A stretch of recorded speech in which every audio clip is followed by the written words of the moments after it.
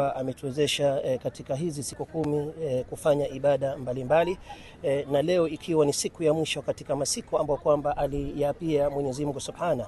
Tunaomba Mwenyezi Mungu awe ni mwenye kututakabalia matendo ambayo kwamba tuliweza kuyafanya katika haya masiku 10. Tutahimiza Waislamu katika hii siku ya leo tuwakumbuke wasiojiweza, tuwakumbuke watu ambao kwamba Mwenyezi Mungu amewapatia changamoto ama mtihani wa kimaisha.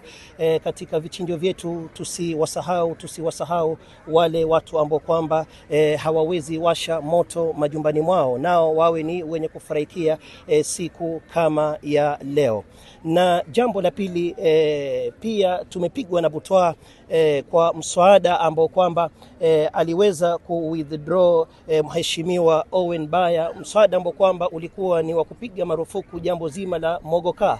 Ilikuwa ni furaha kubwa sisi hasa kama watu wa Pwani, kwa sababu ni uchumi kwa jamii nyingine, lakini inavunja ndoto kwa jamii nyingine.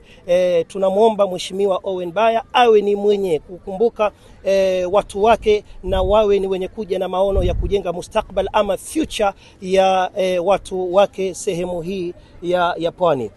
Na pia tunakemea maneno ambayo kwamba alitoa, maneno ya matusi, maneno matamshi ambayo kwamba si mazuri.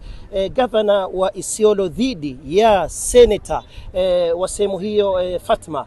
Hii ni aibu kubwa sana kama jamii ya Waislamu kutumia lugha ambayo kwamba aliweza kuitumia hadharani katika mitandao, na ni kuvunjia wanawake hadhi na heshima. Awe ni mwenye kuomba msamaha, kwa sababu kukosea ni kawaida, lakini mzuri katika wenye kukosea ni yule ambaye kwamba anaomba msamaha ama anatubu. Siasa zifanyike, lakini siasa za kuheshimiana. Na mwisho, tunaomba serikali izidi kuangalia hali ya maisha ya watu, kwa sababu watu wanapitia changamoto na maisha yamekuwa magumu.